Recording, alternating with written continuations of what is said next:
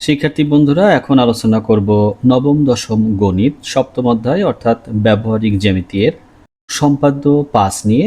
এখানে সামান্তরিকের দুইটি কর্ণ এবং একটি বাহু দেওয়া আছে, সামান্তরিকটি আঁকতে হবে। তো চলো আমরা দেখে নিই কিভাবে সামান্তরিকটি আঁকতে হয়। এখানে প্রথমেই আমাদের সামান্তরিকের দুইটি কর্ণের দৈর্ঘ্য নিতে হবে এবং একটি বাহুর দৈর্ঘ্য নিতে হবে, তারপর সেই তথ্যগুলো দিয়ে সামান্তরিকটি অঙ্কন করতে হবে। দেখো, এই যে বাহুর দৈর্ঘ্যটি নিয়ে নিলাম, এক্ষেত্রে বাহুর দৈর্ঘ্য নিলাম 4 সেন্টিমিটার। একটি কর্ণের দৈর্ঘ্য নিব আমরা 5 সেন্টিমিটার। এই যে দেখো, একটি নিলাম 5 সেন্টিমিটার এবং অপর কর্ণটির দৈর্ঘ্য নিব 6.5 সেন্টিমিটার। এই যে 6.5 সেন্টিমিটারের মতো আমরা মাপটি নিয়ে নিলাম।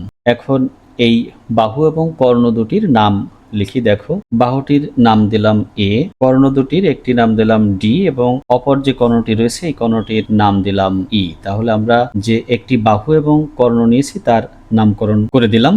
এখন এই যে আমরা যে কর্ণ দুটো নিয়েছি, কর্ণ দুটোকে সমদ্বিখণ্ডিত করব। দেখো, আমি কর্ণ দুটোকে সমদ্বিখণ্ডিত করছি। এই সমদ্বিখণ্ডিত করার কৌশল তোমাদের জানা আছে, তারপরও একটু দেখে নাও, হয়তো অনেক সময় মনে নাও থাকতে পারে। এই যে ডি কর্ণের অর্ধেকের বেশি ব্যাসার্ধ নিয়ে ডি কর্ণের উভয় পাশে আমরা বৃত্তচাপ অঙ্কন করব। দেখো, এক পাশে বৃত্তচাপ অঙ্কন করলাম, এবার নিচের দিকে অর্থাৎ এই চিত্র অনুসারে নিচের দিকে আমরা বৃত্তচাপটি অঙ্কন করব। এই যে নিচের দিকে আরো একটি বৃত্তচাপ অঙ্কন করলাম এবং এই ডি কর্ণের অপর যে প্রান্ত বিন্দুটি রয়েছে এই অপর প্রান্ত বিন্দু থেকেও আমরা একইভাবে উভয় দিকে দুইটি বৃত্তচাপ অঙ্কন করব। এই যে একটি বৃত্তচাপ অঙ্কন করলাম, এবার এই যে এখানে দেখো, এখানেও একটি বৃত্তচাপ অঙ্কন করব। তাহলে এই ডি কর্ণের সমদ্বিখণ্ডক এখন কি হবে, আমরা স্কেল দিয়ে এটা নির্ধারণ করব। সমদ্বিখণ্ডক বিন্দু যেটা, যে বিন্দুতে সমদ্বিখণ্ডিত হবে সেই বিন্দুটি আমরা এখন অঙ্কন করব। দেখো, স্কেলটি এমন ভাবে স্থাপন করবে যেন এই যে দেখো, যে উপরের দিকে যে দুটো বৃত্তচাপ এবং নিচের দিকে যে দুটো বৃত্তচাপ একদম ঘেঁষে থাকে, অর্থাৎ বৃত্তচাপ দুটো যে বিন্দুতে ছেদ করেছে ঠিক ওই বিন্দু বরাবর যেন স্কেলটি থাকে। এরপর কি করবে, এই যে ডি কর্ণের উপর একটি এরকম দাগ দিয়ে দিবে বা বিন্দু দিয়ে দিবে। তাহলে এই ডি কর্ণকে সমদ্বিখণ্ডিত করা আমাদের হয়ে গেল। এখন আমরা ই কর্ণকে সমদ্বিখণ্ডিত করব। দেখো, এবার কম্পাসটিকে আমরা ই কর্ণের একটি প্রান্ত বিন্দুতে স্থাপন করব এবং এক্ষেত্রেও অর্ধেকের বেশি ব্যাসার্ধ নিব। দেখো, এই যে অর্ধেকের বেশি ব্যাসার্ধ নিয়েছি, এবার উভয় দিকে বৃত্তচাপ অঙ্কন করতে হবে। এই যে একটা বৃত্তচাপ অঙ্কন করলাম, এবার নিচের দিকে বৃত্তচাপ অঙ্কন করব। দেখো, এই যে নিচের দিকে একটি বৃত্তচাপ অঙ্কন করলাম। এবার ই এর যে অপর প্রান্ত বিন্দু আছে, অপর প্রান্ত বিন্দুতে আমরা সেম ভাবে বৃত্তচাপ অঙ্কন করব। দেখো, এই যে বৃত্তচাপ অঙ্কন করলাম, এই যে অপর পাশে যে আর একটি বৃত্তচাপ অঙ্কন করলাম। এভাবে উভয় দিকের বৃত্তচাপ দুটো ছেদ করবে। দেখো, ছেদ করেছে। এই ছেদ বিন্দু বরাবর আমরা এখন স্কেল ধরে দাগ দিলেই আমাদের কি হয়ে যাবে, এই ই কর্ণের সমদ্বিখণ্ডক আমরা পেয়ে যাব। দেখো, এখন এই যে স্কেলটি খুব সুন্দরভাবে স্থাপন করবে, এরকম ভাবে স্থাপন করে জাস্ট পেন্সিল দিয়ে একটি দাগ দিয়ে দিবে এখানে। এই যে দাগ দিয়ে দিলাম, অর্থাৎ এটা হলো সমদ্বিখণ্ডিত হয়েছে এরকম বিন্দু চেনার জন্য জাস্ট একটু ছোট্ট করে একটু দাগ দিয়ে দিলাম। এবার ই কর্ণের সমদ্বিখণ্ডক বিন্দু আমরা পেয়ে গেছি। এখন যে কোনো রশ্মি নিব।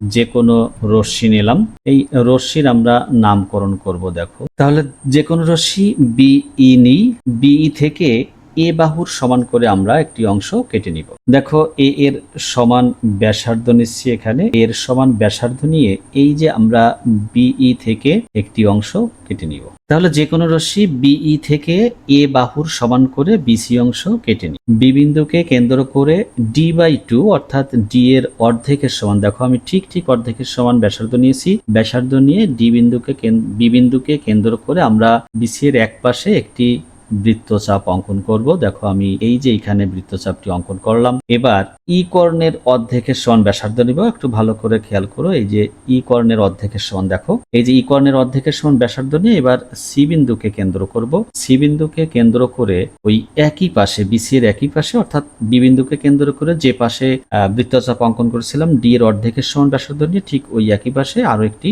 বৃত্তচাপ অঙ্কন করব। এখন এই বৃত্তচাপটি আগের বৃত্তচাপকে একটি বিন্দুতে ছেদ করেছে।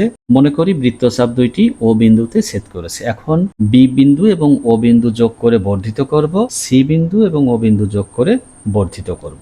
এখন বি বিন্দু এবং ও বিন্দু যোগ করে বর্ধিত করি, সি বিন্দু এবং ও বিন্দু যোগ করে বর্ধিত করলাম। এবার কি করব, দেখো এই বর্ধিত অংশ থেকে আমাদের ওই যে কর্ণ দুটো নিয়েছিলাম, কর্ণ দুটোর বাকিটুকু কেটে নিব। মনে করলাম বিও কে বর্ধিত করা হয়েছে পি পর্যন্ত এবং সিওকে বর্ধিত করা হয়েছে কিউ পর্যন্ত।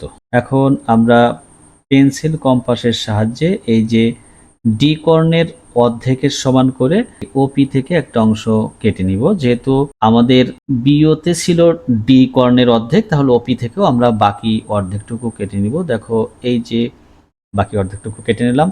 একইভাবে ই কর্ণের এই যে দেখো ই কর্ণের অর্ধেকের সমান ব্যাসার্ধ নিয়ে ওই ও কিউ থেকে আমরা বাকিটুকু কেটে নিব। দেখো বাকিটুকু এই যে এইভাবে ও কিউ থেকে হাফ ই বা ই কর্ণের অর্ধেকের সমান করে ব্যাসার্ধ নিয়ে একটি অংশ কেটে নেব। এই অংশের আমরা নামকরণ করব। দেখো যে অংশটা আমরা ওপি থেকে কেটেছি এখানে নামটা দিব ডি, তাহলে এই বিন্দুটির নাম দিলাম ডি বিন্দু। দেখো এই যে ডি বিন্দুর নামকরণ করলাম এবং এই যে ও কিউ থেকে যে হাফ ইর সমান করে কাটা হয়েছে এই বিন্দুটার নাম দেব আমরা এ বিন্দু। বিন্দুটির নাম দিলাম এ। এখন দেখো কার কার সমান করে কতটুকু নিয়েছি সেটুকু আমরা একটু এখানে লিখব। দেখো এখানে এটা নেওয়া হয়েছে d/2, এটা নেওয়া হয়েছে e/2।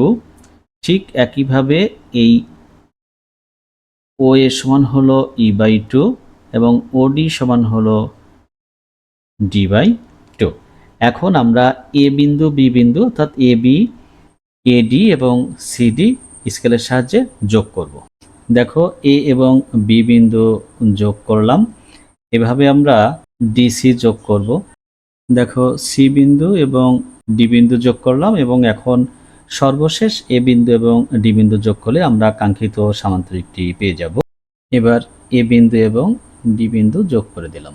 এ ও বি বিন্দু, এ ও ডি বিন্দু এবং সি ও ডি বিন্দু যোগ করার ফলে আমরা যে সামান্তরিকটি পেলাম এই সামান্তরিকটির নাম হলো এ বি সি ডি, অর্থাৎ এ বি সি ডি। এই সামান্তরিকটি আমরা পেয়েছি। যে সামান্তরিকের তথ্য দেওয়া ছিল একটি বাহু এবং দুইটি কর্ণ। আমরা সমস্ত তথ্য নিয়ে সামান্তরিকটি অঙ্কন করেছি। এভাবেই একটি বাহু এবং দুইটি কর্ণের দৈর্ঘ্য দেওয়া থাকলে আমরা খুব সহজেই সামান্তরিক অঙ্কন করতে পারি। এই সামান্তরিকের অঙ্কনের বিবরণ আমি ভিডিওর শেষে যুক্ত করে দিব। আশা করি তোমরা ওখান থেকে দেখে নিতে পারবে। সবাইকে অসংখ্য ধন্যবাদ।